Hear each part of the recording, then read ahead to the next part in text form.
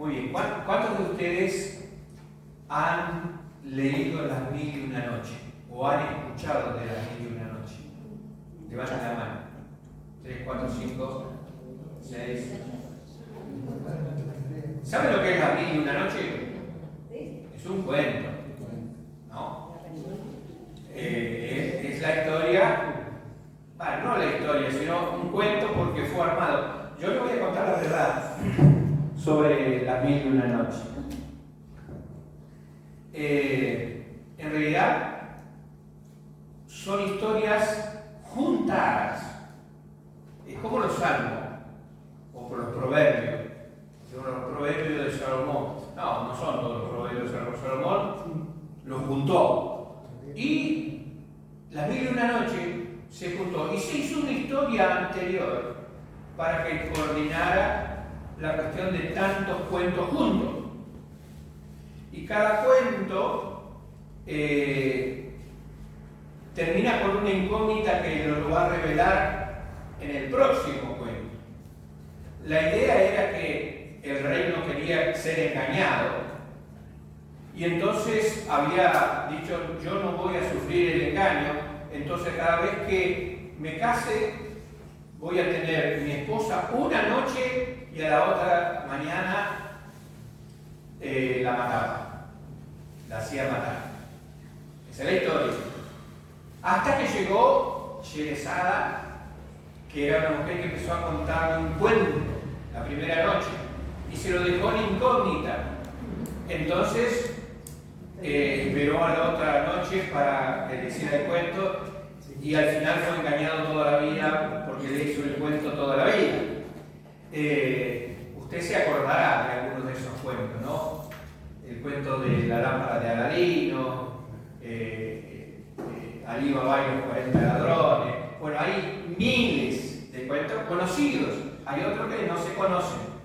Pero la cuestión es esa, que él, queriéndose librar de algo que era el engaño, fue engañado toda la vida. Y a veces en la vida nos pasa eso, que vivimos engañados por las situaciones.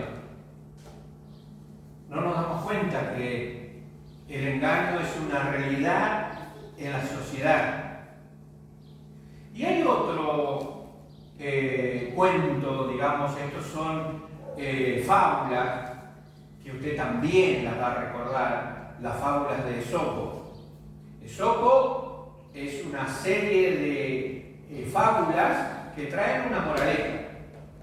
Y dentro de esa cantidad de fábulas, hay una que dice que un cuervo estaba totalmente cansado y tenía tanta sed que no encontraba dónde saciarse. De pronto encuentra una jarra que tenía cierta cantidad de agua y cuando él mete su cabeza y su pico no alcanza a llegar al agua.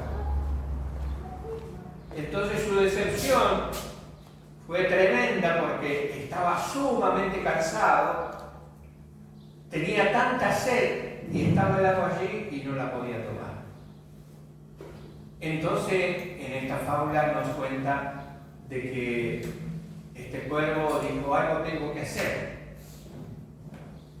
y empezó a juntar piedras y a poner las piedras en la jarra hasta que el agua subió por las piedras que se le ponía y entonces alcanzó a tomar el agua. Y yo digo que a veces sí, en esta vida sufrimos engaño, sufrimos circunstancias difíciles, tenemos piedras en los caminos. Nosotros tenemos que aprender que las piedras son parte de la vida, los problemas son parte de la vida y tenemos que saberlo aprovechar. Probablemente este cuervo muchas veces ha recibido pedradas, porque es justamente lo que hace el ser humano con los animales, le tira piedra, pero él encontró que esas piedras podían servirle para saciar su sed. Y a veces las circunstancias de nuestra vida nos tienen que ayudar para hacer que nuestra vida sea mejor. La dificultad de la vida, Dios la permite para que aprendamos a crecer. Y no es fácil, porque la reprensión de Dios tiene que ver con eso que a veces nos duele, nos parece difícil. Y yo creo que tenemos que pensar que necesitamos, así como el cuervo, el agua. Y tenemos que aprovechar de las circunstancias difíciles o la piedra para que ese agua nos sacie la sed. Y la palabra de Dios habla muchísimas veces del agua. Y habla del agua, dice que el agua es vida. El mismo Jesús le dice a la samaritana: si bebieres del agua que yo te daré, no tendrás sed jamás. Dios estaba hablando del Espíritu de Dios, que es como el agua que se derrama. Jesús estaba hablando de esa agua que va a saciar la sed de todo ser humano, que es el Espíritu Santo de Dios.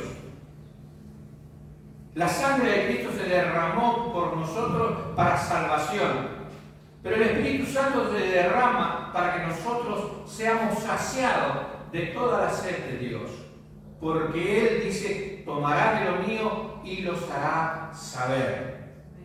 Nos va a llenar de la sabiduría de Dios, del conocimiento de Dios. Hay un versículo que yo quiero leer, porque cuando hablamos del derramamiento del Espíritu Santo, es importante que entendamos que la palabra de Dios ya en el Antiguo Testamento nos hablaba de esto. Isaías 44, versículos 3 y 4. Isaías 44, versículos 3 y 4 dice: porque yo derramaré agua sobre el sequedal y río sobre la tierra árida. Mi espíritu derramaré sobre tu generación y mi bendición sobre tus renuevos. Y brotarán entre las hierbas como sauces junto a las riberas de las aguas. La palabra de Dios habla de este derramamiento de agua, de este río que va a venir sobre las tierras áridas. Lo que está seco se va a derramar sobre la generación y hará que los renuevos tengan bendición. Cuando la tierra está seca y necesita el agua,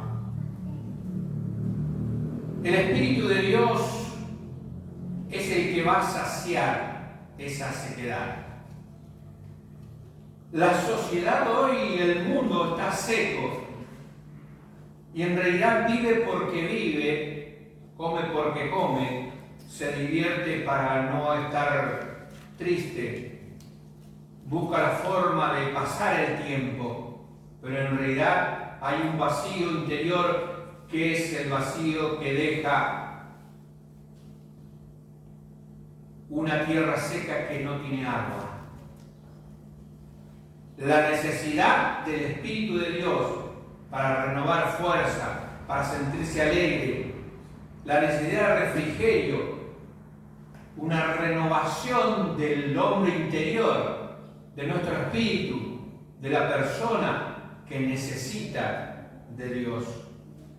El mundo está seco, seco espiritualmente, y a veces yo pienso que nuestra vida, la vida de la iglesia, la vida del cristiano, también está seca. Éramos los que teníamos que llevar el agua a los sedientos y pareciera que nosotros necesitamos más del derramamiento del Espíritu en nuestra vida que el mundo que está totalmente seco en un desierto espiritual. Dios quiere traer bendición a los renuevos, a lo que comienza. Y a veces yo miro y digo: Señor, necesito que la iglesia se renueve. La iglesia se renueva cuando comenzamos a ver gente que llega. Hoy yo tenía la esperanza que la persona que vino el domingo, Claudia, que estuvimos orando el miércoles, llegara, porque aquí está la persona del Señor Jesucristo esperándola. Nosotros también la esperamos, porque son cosas que nos renuevan a nosotros. Pero yo creo que nosotros como iglesia también tenemos que hacer algo por esta generación, la que nos toca a nosotros, aquel que te rodea, aquel que pasa al lado tuyo. Necesita esta generación un derramamiento del Espíritu. Cuando tú te llenas, no solamente es llenarse del Espíritu de Dios, sino que ese Espíritu se derrame, pedir más para que se expanda el Evangelio, que haya abundancia. Derramamiento quiere decir más de lo que corresponde o más de lo que cabe en tu ser. Entonces el derramamiento del Espíritu de la iglesia es que haya más de lo que nosotros necesitamos.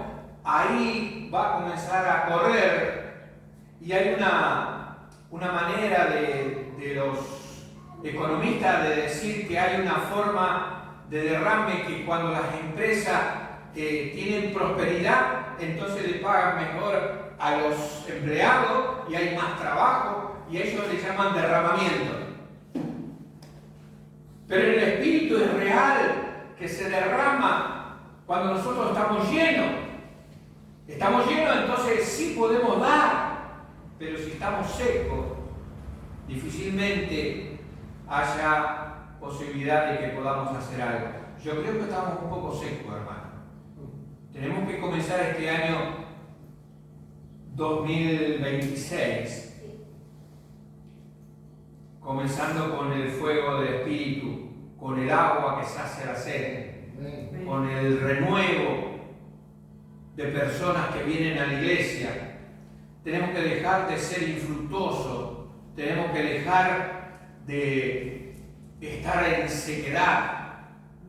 Tenemos que empezar a tener renuevos, ponernos activos, no ser conformistas, no estar tranquilos, sentir la pasión y el fuego del Espíritu de Dios. Jesús no estuvo tranquilo hasta llegar a la cruz, porque tenía una misión. Nosotros huimos de los problemas y de las dificultades. No nos sacrificamos, no nos esforzamos. Estamos haciendo lo contrario que el Señor Jesús iba. Dice, Él miró a Jerusalén y puso su rostro como pedernal, o sea, definido a ir a la cruz, porque era su misión. Y yo vuelvo a repetir, nosotros a veces huimos de las circunstancias difíciles, de los sacrificios. El Espíritu Santo vino a la iglesia en el Pentecostés y se derramó allí en forma de viento, en forma de terremoto, en forma de fuego, y que comenzó el reverdecer de la iglesia. Salieron a la calle a predicar a todos los que estaban. Y no dijeron, no puedo porque tiene otro idioma. El Espíritu de Dios le dio lengua para que pudieran hablar en otros idiomas. Predicaron con señales, con prodigios. Hicieron milagros.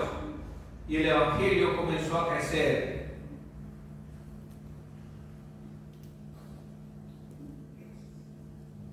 No lo pregunto, sino pregúnteselo a usted. ¿Usted necesita un derramamiento del Espíritu en su vida? Dígame si siente dentro de usted que necesita del Espíritu de Dios.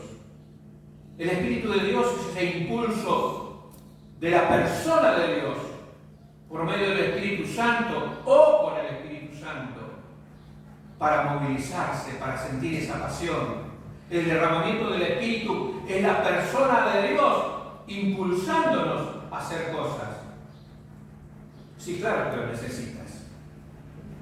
Y no es necesario que nos demos cuenta. A veces se nota al pasar nomás. Hace poco estábamos afuera y Patricia dice, hoy tengo que ponerle agua a la planta. Claro, hacía unos días que no se le echaba agua. ¿Y qué pasó? Estaban secas. Estaban en la tierra seca. Y esas plantas, si uno no las riega, comienzan a estar mustias, comienzan a caerse de hojas. Yo creo estamos en ese proceso, que necesitamos el agua de Dios, el agua del Espíritu. Claro que lo necesitamos,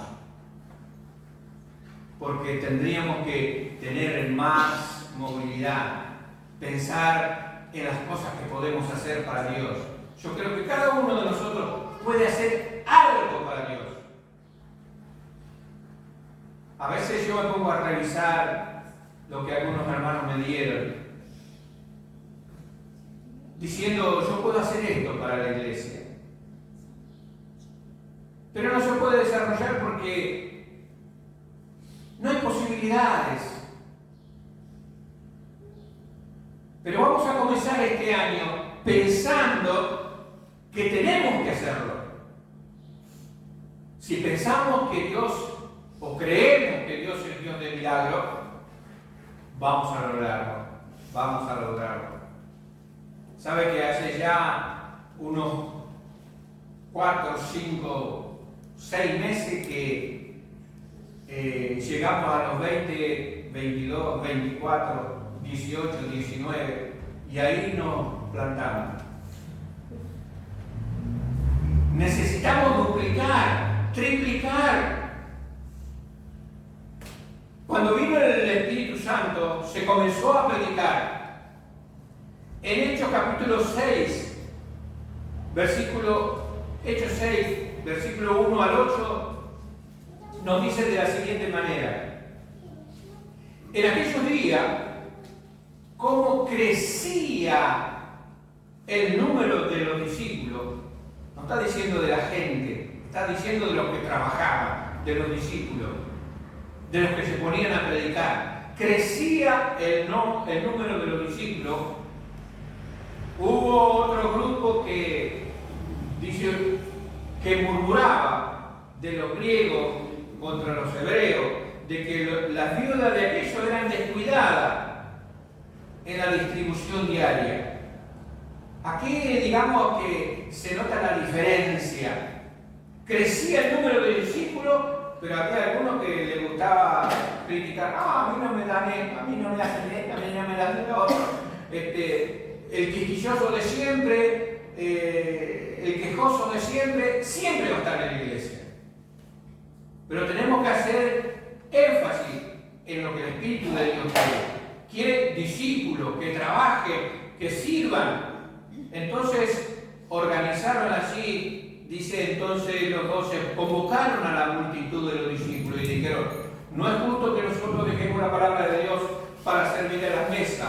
Buscad pues hermanos desde vosotros a 7 varones de buen testimonio, llenos del Espíritu Santo y de sabiduría, a quien encarguemos este trabajo. El trabajo para el Señor tiene que ser de personas llenas del Espíritu Santo y llenas de sabiduría. No medroso, no quejoso, no personas que están haciendo las cosas porque sí nomás, sino personas que tienen el Espíritu de Dios y la sabiduría para encargarse del trabajo.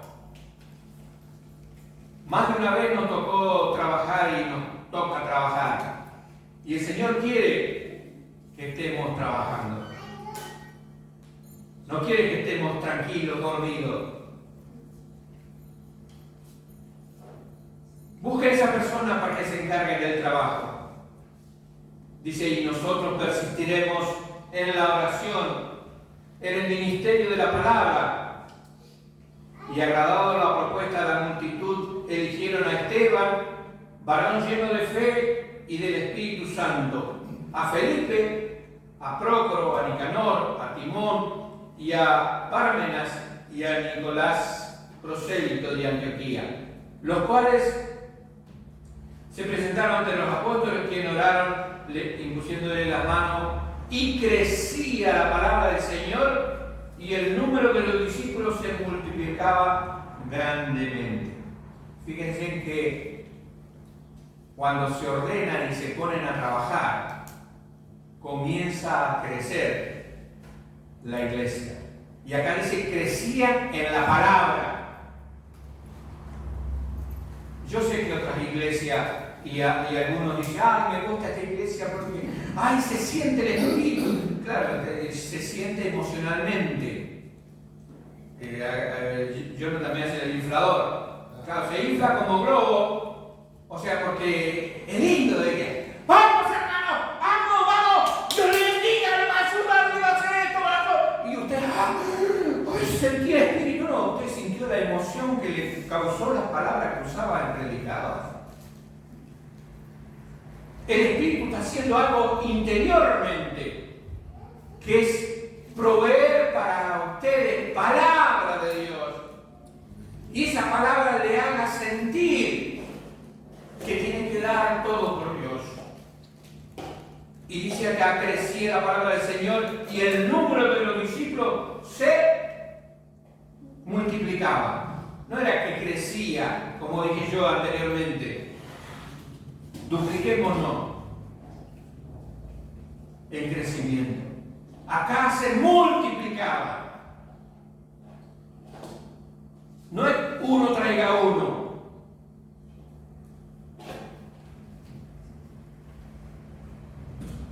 La verdad es que cuando la palabra de Dios comienza a hacer efecto en nuestra vida, nos moviliza.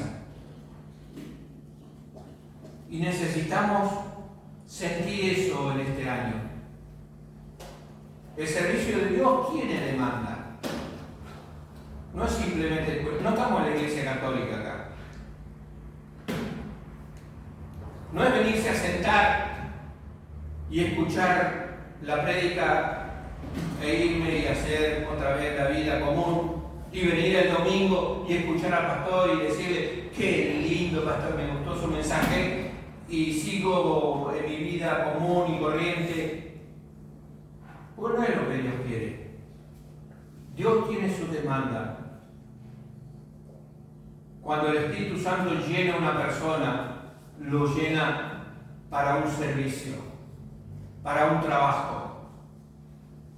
Cuando Felipe, uno de los 7, fue elegido, dice la palabra de Dios que así como Esteban tenía buena reputación y como tenían que elegirlo personas llenas del Espíritu Santo, estaba lleno del Espíritu Santo, lleno de sabiduría y fue elegido para servir. No lo mandaron a predicar. Comenzó a servir, servía a la mesa, trabajaba en equipo. Hacía que la palabra de Dios creciera porque mientras ellos hacían ese trabajo, los demás podían salir a predicar. Ahora Dios va viendo eso que hace usted. Va viendo su vida que está al servicio de la obra de Dios. Y Dios lo va a tomar de sí y lo va a poner en otro lugar. Y Dios lo va a exaltar, como dice su palabra, cuando fuere tiempo. Uno no tiene que forzar. Si yo siempre cuento que uno de los hermanos anteriores que venía a este lugar, me lo encontré por la calle y dice, pastor, ¿cómo anda usted? Bien, le digo, ¿cómo anda vos? Muy bien, dice, si quiere yo voy a su iglesia. Bueno, cuando quiera, le digo yo. No, pero si usted me pone a dirigir, yo voy. Le digo, seguí nomás, hermano. Cuando quieras venir a la iglesia, vení.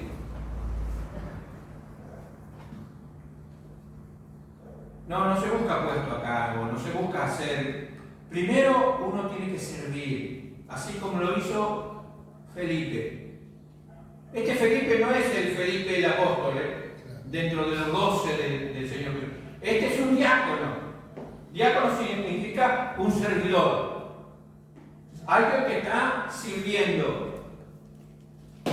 Pero el problema es que comenzaron en la iglesia después de esa revolución donde todo el mundo se convertía y hablaba todo el mundo del Señor Jesucristo y de la resurrección y de la sangre que había perdonado los pecados del mundo y que la gente se convertía y ahí comenzó la persecución, comenzaron los problemas, comenzaron las dificultades, comenzaron las piedras. y dice que fueron esparcidos. Capítulo 8 de Hechos, y ahí vamos a leer del versículo 4 al 8, dice: pero los que fueron esparcidos por esa persecución iban por todas partes, calladito la boca, porque si no lo mataban. Análisis. Dice, iban por todas partes, anunciando el Evangelio. No se callaron, siguieron hablando. Y Felipe, versículo 5, entonces Felipe, descendiendo a la ciudad de Samaria, les predicaba a Cristo. No paraban de predicar. ¿Por qué? Porque estaban llenos del Espíritu Santo. El Espíritu de Dios se derramaba en predicación, sin temor, sin miedo. Y la gente unánime escuchaba atentamente las cosas que decía Felipe, oyendo y viendo las señales que hacía. El poder del Espíritu Santo se manifestaba. Porque de muchos que tenían el espíritu inmundo salían de esto dando grandes voces, y muchos paralíticos y cojos eran sanados. Así que había gran gozo en aquella ciudad. La palabra de Dios, cuando viene del Espíritu Santo, trae alegría, trae gozo, trae sanidad, trae milagro. El Espíritu de Dios quiere derramarse. En varias oportunidades de mi ministerio, Dios ha venido a la iglesia y ha hecho maravillas. Yo he visto la gloria de Dios manifestándose en medio de la iglesia. Y no tiene que ver con el pastor, tiene que ver con la iglesia. Cada uno de nosotros ejerciendo su don. Yo puedo orar porque yo sé que Dios hace milagros y Dios obra por medio de su siervo. Pero yo sé el don que Dios me ha dado. No me dio el don de sanidad. Pero yo puedo orar por los enfermos. Pero cuando se manifiesta la iglesia se revoluciona. Porque todos comienzan a ejercer sus dones. ¿Usted cree que Dios nos juntó acá y a ninguno de nosotros nos dio el don de milagro, el don de fe, el don de sanidad? Dije, no, a este grupo no le voy a dar nada. No, porque ya está establecido que cuando el Espíritu Santo viene a cada uno de nosotros, cuando nos convertimos, al menos viene con un regalo, con un don. Pero si estamos secos, es difícil que demos fruto. Si no dejamos que el Espíritu de Dios comience a obrar en nuestra vida, nuestro ministerio va a estar seco. Nuestro ministerio no va a tener ninguna función. Cuando nosotros comenzamos a trabajar, siempre va a haber dificultades, siempre va a haber pruebas. Tenemos que enfrentar el temor. Tenemos que enfrentar las pruebas. Ellos salían a predicar aunque los perseguían. Y en el caso de Esteban, que fue uno de los que menciona la palabra de Dios ahí en Hechos, lo mataron. No tuvo mucho ministerio. En la primera prédica lo mataron a piedrazos.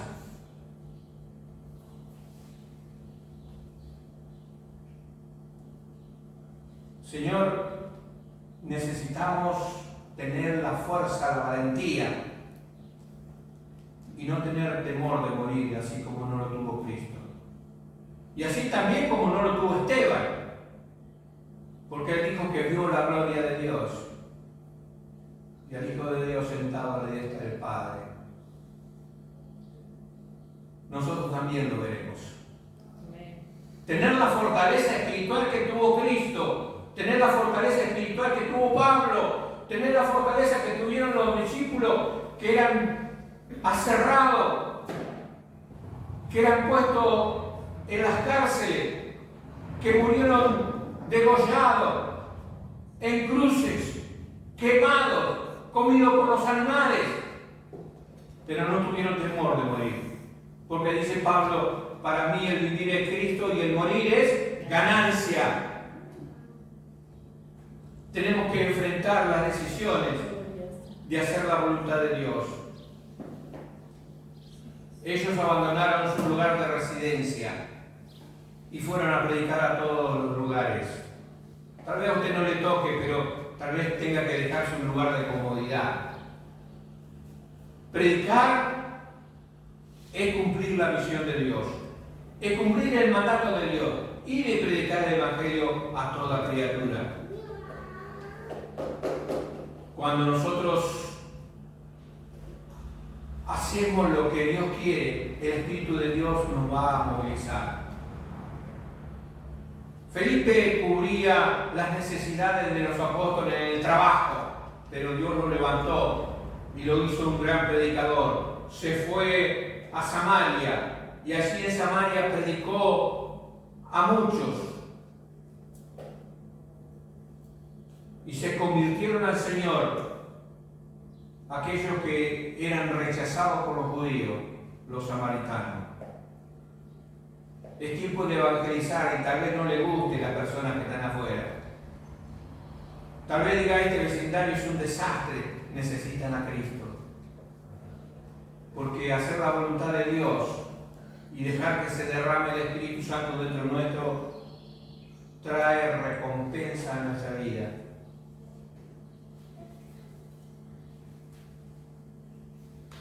Cuando uno tiene el Espíritu Santo va a ser escuchado por la gente.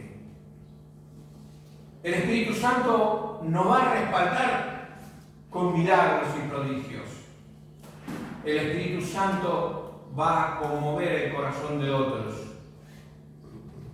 También nos va a hacer sentir que vamos a ser librados de cualquier temor, de cualquier enfermedad que sea de muerte. Cuando el Espíritu Santo viene, cambia el ánimo de la gente. Dice, la gente se alegraba, estaba feliz. La verdad que el Espíritu de Dios, eso hace en nosotros, en nuestra vida. En el capítulo 8 de Hechos, versículo 26, dice, un ángel del Señor habló a Felipe diciendo, levántate y ve al sur, por el camino que desciende a Jerusalén, a Gaza, el cual es desierto. Fíjense en lo maravilloso que es el Señor, que hasta le permitió hablar con un ángel. A veces nosotros no hablamos ni con nosotros mismos. El Señor tiene planes para tu vida, así como a Felipe fue guiado por el Espíritu Santo, así te va a guiar a vos. Aunque tenga que ser guiado al desierto, pero allí en obediencia dice que predicó a uno. Mientras estaba en una plena campaña, fue y le predicó a uno solo. Pero de ahí Dios lo tomó y lo llevó varios kilómetros y siguió predicando, porque Felipe estaba manejado por el Espíritu de Dios. Ese es el viaje que nosotros tenemos que hacer, que no tenemos que pagar nada. Es viajar con el Espíritu. Él nos va a llevar por lugares maravillosos. Él nos va a hacer entender cosas que a veces no entendemos. Hechos 21, 8 y 9 dice, al otro día saliendo Pablo y los que estábamos, fue a Cesarea, y entrando a la casa de Felipe, el evangelista, ya le pusieron el título ya porque predicaba a todo el mundo, Felipe el evangelista, no era el apóstol, era Felipe el evangelista, que era uno de los 7, era el diácono que servía. Dice, posemos con él, o sea, quedémonos en la casa de él. Dice, este tenía 4 hijas doncellas que profetizaban. Fíjense la bendición de Dios para su vida. 20 años de reputación de ser alguien que predicaba la palabra de Dios. Hasta le dieron el título de evangelista. No sé si hay alguien anterior que se llamó el evangelista. 20 años de reputación. toda la familia en el ministerio. Sus 4 hijas profetizaban, hablaban de Dios. Y tenía lugar para todos los discípulos.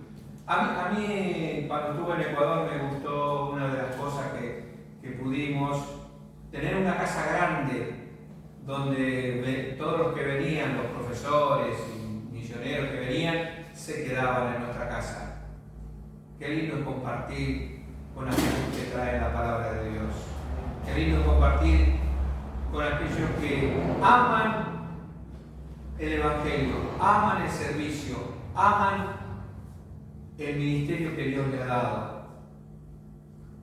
Por eso Romanos, por medio de Pablo a los romanos, dice en Romanos 12, del versículo 9 al 16, dice la palabra de Dios: el amor sea sin fingimiento, aborrecer lo malo, seguir lo bueno, amaos los unos a los otros con amor fraternal, en cuanto a la honra, prefiriéndonos unos a otros, en lo que requiere diligencia, no perezoso, fervientes en el espíritu, sirviendo al Señor. Anótese ese versículo y llévelo para su casa. Gozoso en la esperanza, sufrido en la tribulación, constante en la oración, compartiendo para las necesidades de los santos, practicando la hospitalidad.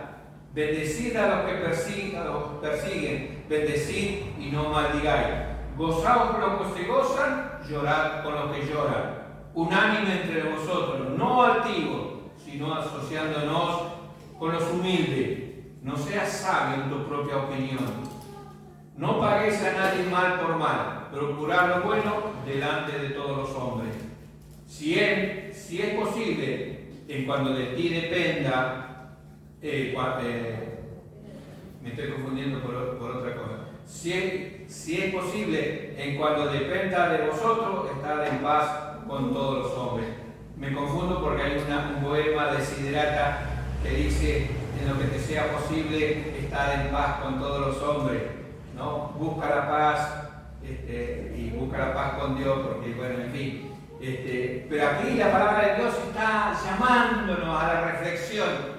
Depende de nosotros que el Espíritu Santo te derrame. Cuando nosotros comenzamos a hacer las cosas que Dios quiere para nuestra vida, cuando nosotros comenzamos a pensar que es necesario que no fijamos nada, que tengamos amor para con los demás, cuando aborrezcamos lo malo, cuando nos amemos con amor fraternal unos a otros, cuando nos estemos ayudando, cuando nos prefiramos, cuando digamos realmente esta es mi familia, y cuando en nuestra vida no haya esa comodidad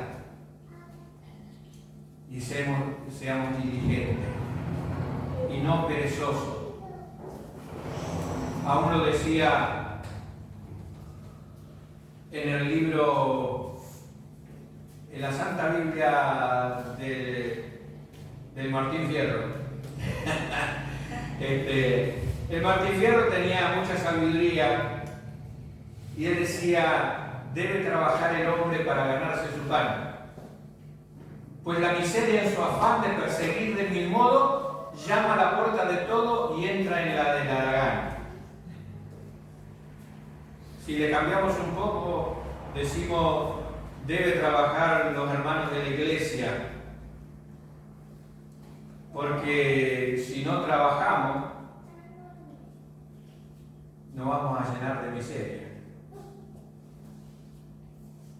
Y la miseria siempre está entre nosotros, como dice otro cuento. Necesitamos movilizarnos. Este año 26 tiene que ser el año del despegue. Yo no quiero más, hermanos, si los quiero igual, pero no me gustaría tenerlos tan tranquilos. Quiero que se movilicen, quiero que el Espíritu Santo los haga sentir que hay algo para hacer, no importa qué, poquito, pero algo para hacer. Yo le voy a decir, yo esperé más o menos unos 2 meses para que alguien pusiera ese hierro ahí. Lo ponía al costado, lo ponía ahí. A propósito, a ver, ¿quién se movilizaba en el espíritu a ponerle 2 clavitos? No lo conseguí, bueno, lo puse yo. Bueno, ahora estoy esperando que alguien pegue eso allá arriba, que está colgando ya hace un mes. No sé si ustedes se dan cuenta que hay cosas que arreglar. Yo creo que tiene que ver con cómo miramos este lugar. Sí, es un templo, es una casa, pero lo hemos dedicado ¿para quién? Para Dios. Y para Dios lo mejor. Si usted arregla sus cosas en su casa, arréglela en la iglesia también, porque la casa es de Dios. Dios decía, ustedes tienen su casa todas adornadas, pero mi casa está deshabitada, no tiene nada. Necesitamos movilizarnos, hermano. No diga, ¿qué necesita? Fíjese lo que se necesita. A veces me paro ahí adelante y digo, qué mugre que tenemos en la casa de Dios. Hay que cambiar la portada, hay que pintar las rejas, hay que pintar esas puertas de entrada que desde que estamos acá nunca se han pintado. No se le ha pasado un poco de barniz. Tan reseca, así como dice la palabra de Dios, sequedad. Tiene que venir el Espíritu para movilizarnos. Necesitamos del Espíritu para movilizarnos. Así que es la propuesta para este año que viene. Movilizarnos en el Espíritu. Y vamos a comenzar desde ahora a movilizarnos. ¿Para qué? Para ponernos y decir, bueno, ya calentado motores durante diciembre, en enero salgo, pero a 1000. ¿Amén? Amén. Amén. Dios le bendiga.